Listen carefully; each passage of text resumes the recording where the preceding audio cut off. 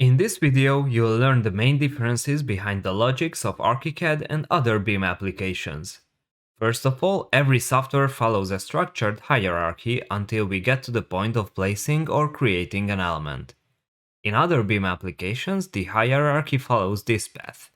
There's a tool, and for most of the tools, there will be a hard-coded category which identifies what each element will be. Then there's the family, which can either be a system family for the main building elements or a loadable family for most of the objects and external files loaded into the project.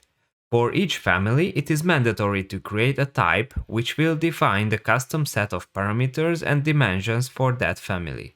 Finally, once the type is set, only then the user can place the elements.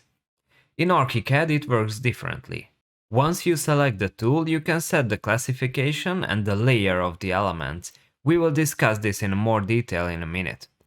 For some tools, you can jump straight to the point to placing the element, for example walls, slabs, mesh and more. For some other tools, you need an object.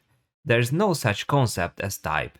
The most familiar one in Archicad would be the favorite, but it is not mandatory to create a favorite, so you can create elements and experiment freely when designing your project.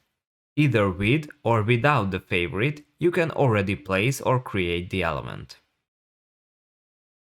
To better understand how the concept of categories is different than Archicad classifications and layers, first we need to remember that usually in other BIM applications, the category organizes the elements into a certain logic, and it also controls their visibility. Once you are working on a project, there is no such a thing as layers in other BIM application, but there is in Archicad. In Archicad, the equivalent to the category would be translated into two different functionalities. First, the layer, which can organize and separate elements following a certain logic. The layer system is fully customizable in Archicad.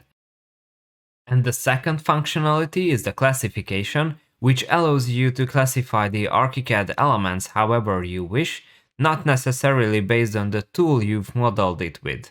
Besides the hierarchy and categories, it is also important to highlight some other main topics.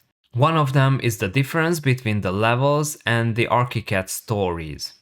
In other BIM software, you can create levels for pretty much everything, not only floors and stories but also references. And the way you create them is by going to a section or elevation view and either copying existing levels or drawing the level using existing tools for that purpose. In Archicad, the stories are created only to set an entire floor. And the way you create them is by opening the story settings under the design menu.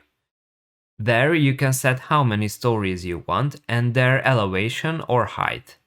If you need reference levels, you can find them under the options menu, project preferences and reference levels. Of course, there's much more to learn and talk about. Here we chose some of the main functionalities and most common questions based on our experience with training BIM users on how to work with Archicad.